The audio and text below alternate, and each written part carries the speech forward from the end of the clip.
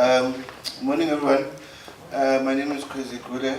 I am part of Black Mark, the co-host of this event and symposium.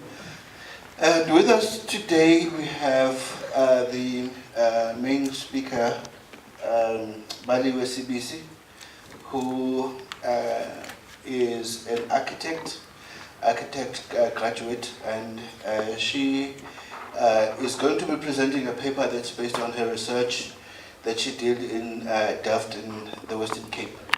And it's around spatial dynamics and urbanization there, and how the different forms of land use that have been there, in particular reference to how that affects cultural spaces.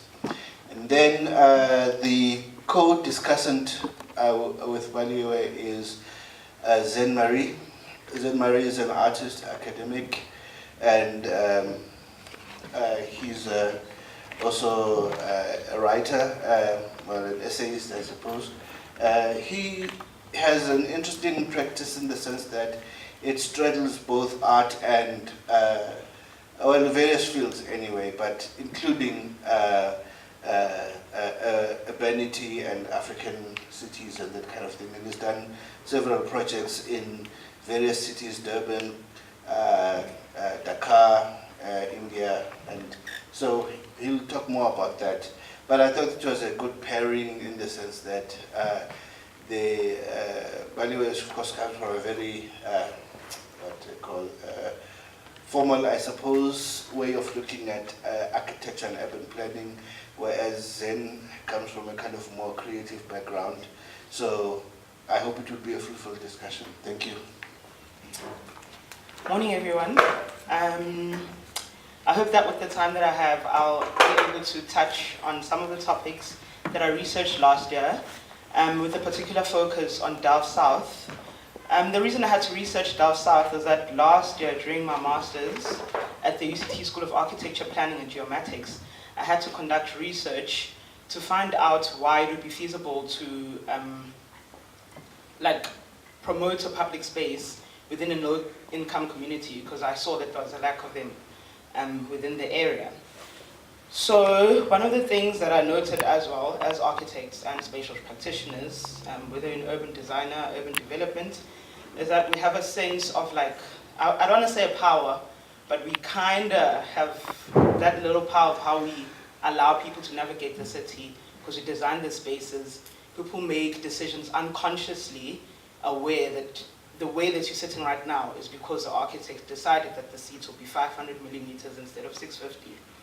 So yeah, that's where I'll go. And another thing that was also pondering is that how will I, as a black female spatial practitioner, deal with the issues of the city that is now moving off modernism, supposedly the post-apartheid city. So this is the research I did. And then I looked at, firstly, modernist planning and its impact on particularly Cape Town, because I'm not familiar with any other cities. And then I moved on to how these then affect urbanity, with the main focus on public spaces.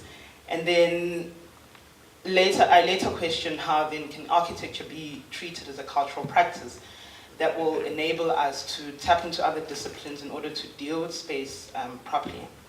So I'll start. When looking at the urban landscape of Cape Town and most South African cities, it has become apparent that in its current conditions are hugely influenced by modernist planning. Modernist planning was used as a tool in the South African context, to create racial segregation. It resulted in the separation of home and work, where majority of the people who come into the city centers for employment opportunities live in the peripheries of the city.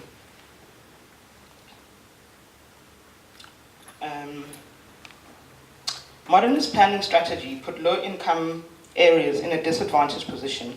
The emphasis within low-income areas was placed in the housing model, which I consider to fall within the private realm, although it's mainly focused or aimed at housing the public. And as a result, the public realm, which encompasses the public spaces, appears to have been neglected and poorly dealt with. Public spaces are not treated as essential integral elements in the lives of township residents, given the fact that most of their day-to-day activities do take place outside their households. Instead, the condition of public space is that they are neglected, deteriorating due to the lack of articulation, but most importantly, because of management and ownership, and are therefore producing monotonous environments. Whilst individual dwelling units are rolled out, the social fabric, on the other hand, is neglected. I mean, as one can see in the slide, you can see the amount of effort that goes into developing the household units, and public spaces are not really taken care of. So Achille Mbembe says that the township is both and is not urban, that it is proximate to the city while at the margins, and that the city townships are inextricably linked under apartheid. All these points are incontestable. So is the fact that township still suffers from a lack of basic amenities, even as it exhibits the extremes of poverty and wealth characteristics of a city. Nonetheless, we are left with the negative definition of this high syncretic urban formation that is integral to city life in South Africa and deeply embedded in the nation's social, imaginary, and political unconscious. Due to how cities in South Africa, but largely within the global south, are seen to have deviated from the natural or rather usual structuring and organization of space, Western scholars have described this phenomenon as that African cities are intense social and spatial fabrics. To some of us, apartheid is largely to blame for the distinctive forms of urbanism and obtaining its uniqueness from white political and capitalist power over South Africa. Of course, one needs to proceed with caution when touching on matters like this, as generalization is dangerous. So, this is the current condition of public spaces within Dow South. It's one of the images that we took when we were researching it. It was a group of honors and master's students under a research studio called Space of Good Hope at UCT. So we were tasked with mapping out the Delft and come up with intervention solutions for the area. So that's where Dow South is located in relation to everything in Cape Town, mainly the CBD and the airports and highways. Dow South is a residential area consisting of single-story subsidized housing in Cape Town. It is distinctly marked by the political dynamics at play, but it also remains somewhat physically and in a way culturally isolated from the rest of Cape Town. The erosion of state capacity to provide adequate social or other public amenities could be to blame, therefore increasing inequality of access to economic, political capacities, serious spatial randomness, and general decline in infrastructure, resulting in some kind of overlooked informal urbanism, or in recent terms, the new urbanism. So this is just an image to show how the new urbanism, what spatial scholars and spatial practitioners refer to as new urbanism. The black shows what was altered by the residents, and then the orange reflects what was originally built. So you can see that when people take ownership, they were able to actually double the size of the spaces that they need. Consequently, to describe urbanism in South Africa as shaped solely by its history of apartheid regime and of white political power is inaccurate, as there are deeper dynamics at play. There exists a relationship between the built environments and particular contexts that overlap and become recognizable elements replicated across the country. Madani Paul states that the relationship between the private and the public realm, which tend to form parts of the built and social structures, can produce multifaceted spatial and social conditions that function in an intangible level, none other than occupying space. So this is an image that actually reflects how people have appropriated their private spaces in order to tap into the private realm by extending them as either retail facilities, rental accommodation, or some people even use it as madrasas or recreational facilities. Modern town planning favored hierarchical and somewhat mechanist articulation of the urban physical characteristics. It encouraged growth of settlement system in the form of dormitory townships and suburbs, therefore leading to the creation of spatial separation into 4 distinctive forms, which is namely work, live, play, and move. It prompted township and neighborhoods to be seen and only used as places of live.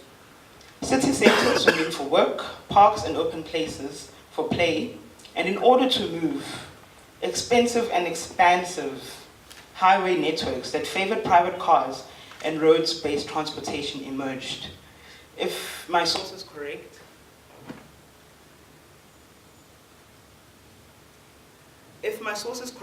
it says that it was only in the 1960s that the taxi system was born.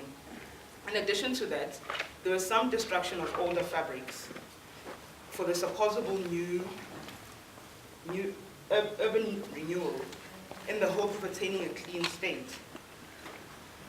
So these are, sorry to backtrack a bit, these are the private and public relationships that emerge where people now start erecting tents for their own private usage.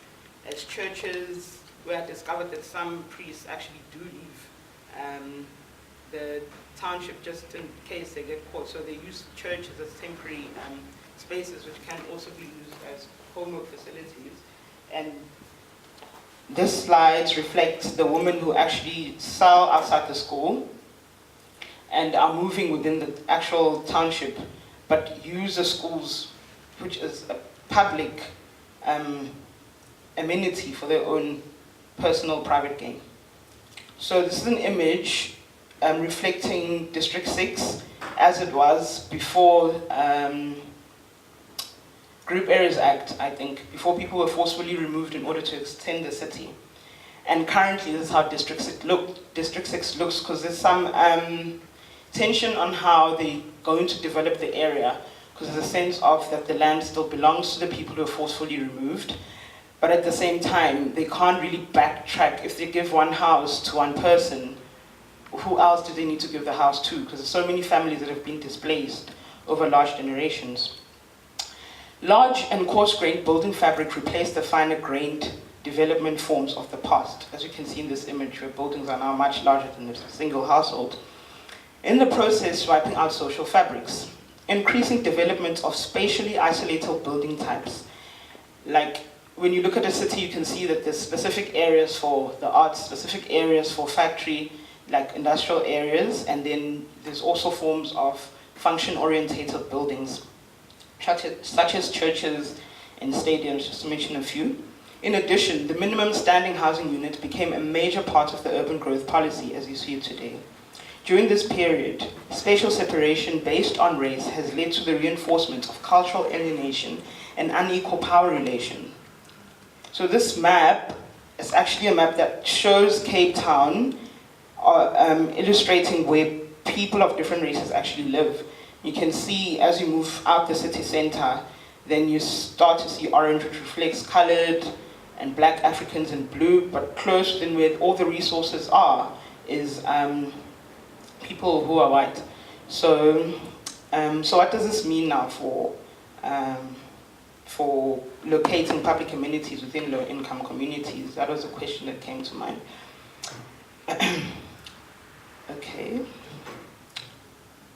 Okay, the legacy of colonialism is engraved in African societies. The lack of profitable public spaces within Delft South has resulted in very little public platforms for residents to interact with one another. Public spaces can be regarded as a space which people can share and interact with one another. I didn't want to phrase this talk about cultural space because I feel like cultural also occupies the public, as the public is actually, the cultural, the arts, whether it's learning, recreational, it's all encompassed within public spaces. It is a space for religion, politics, sports, commerce, arts, and peaceful coexistence.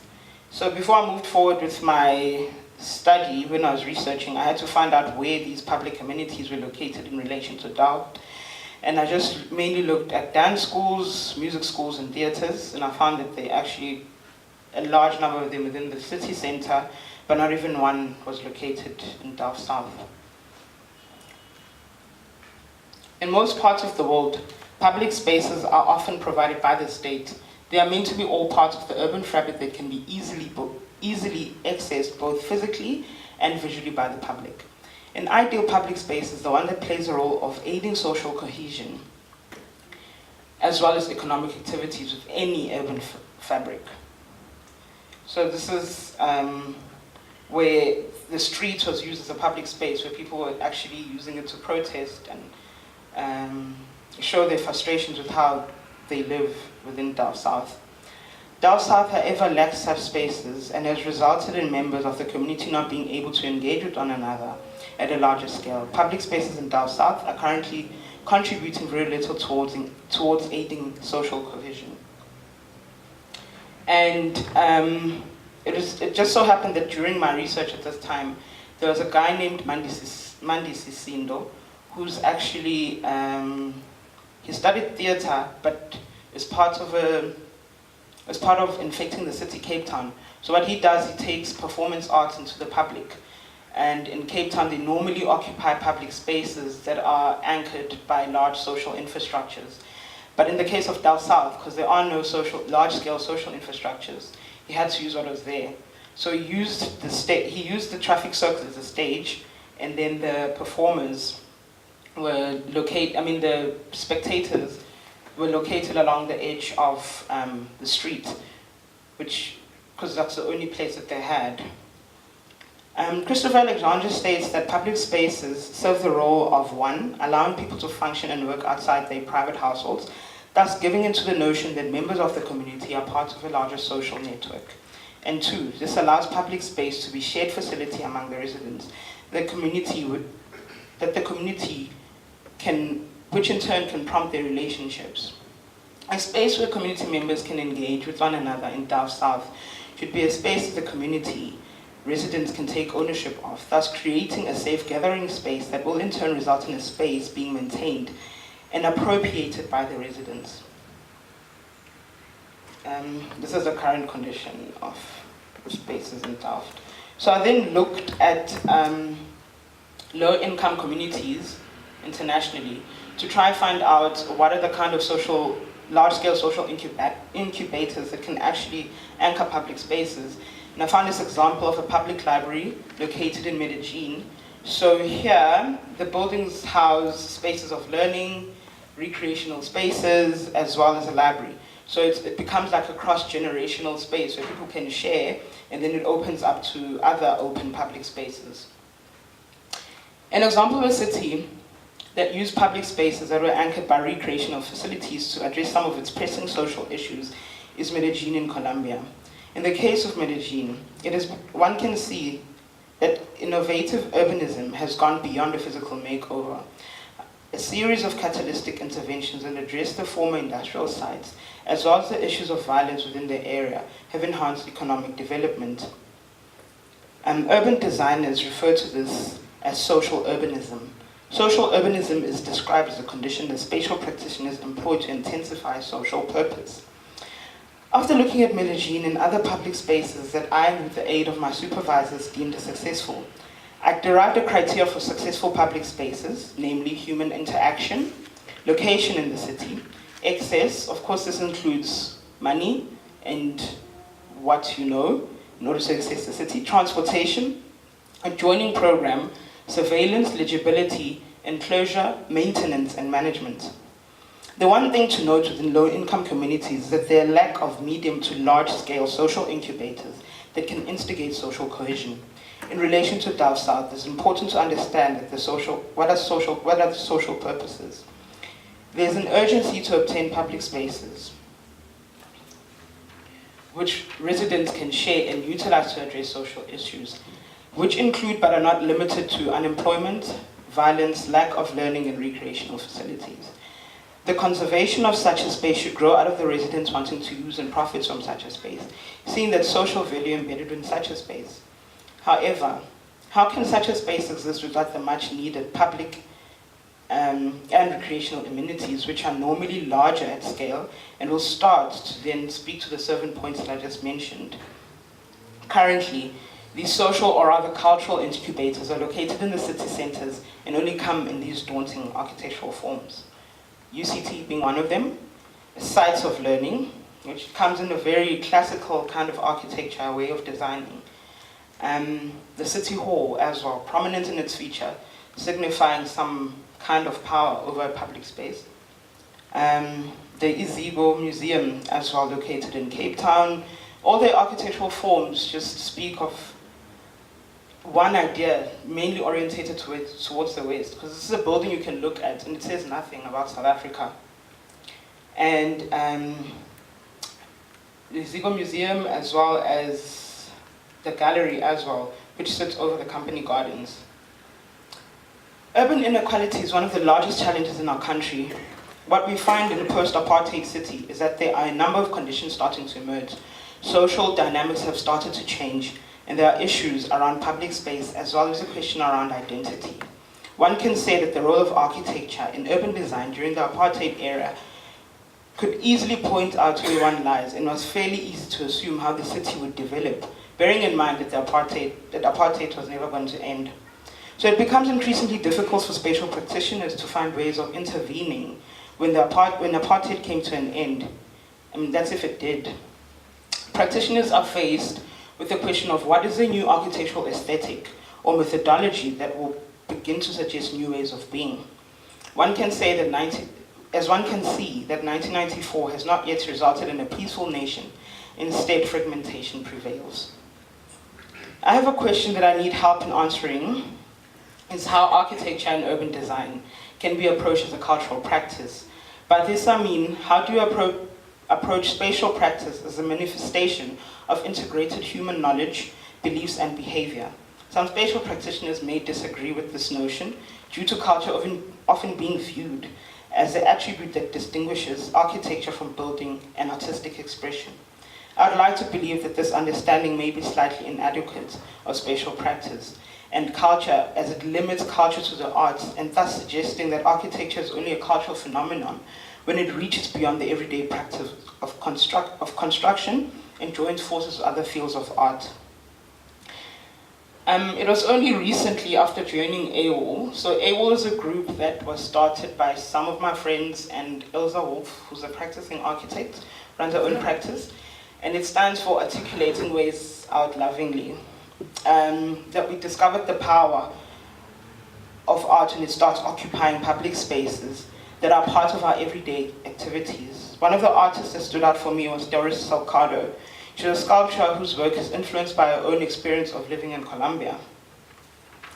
Her work gives form to loss, pain, trauma, and creates a space for people to mourn collectively or individually. So this is one of her art installations where it appeared that she cracked a piece of the slab in a gallery.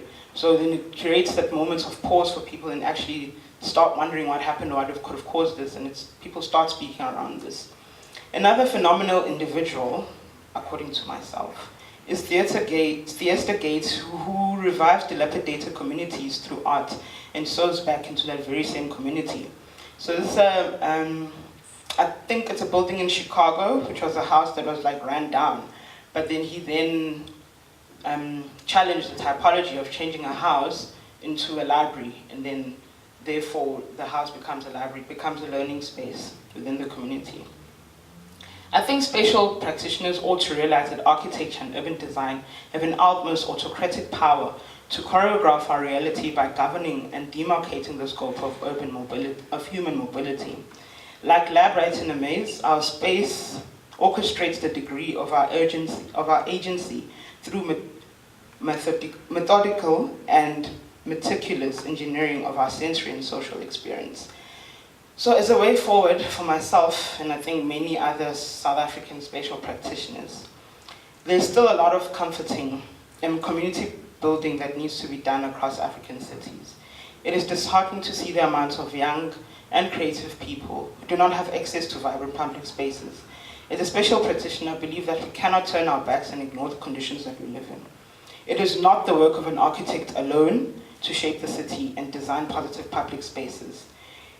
It's unfortunate that currently, spatial practitioners tend to come in as dictators, sidelining the desires of the communities, and offers a quick fix of designs that they think will solve the problem.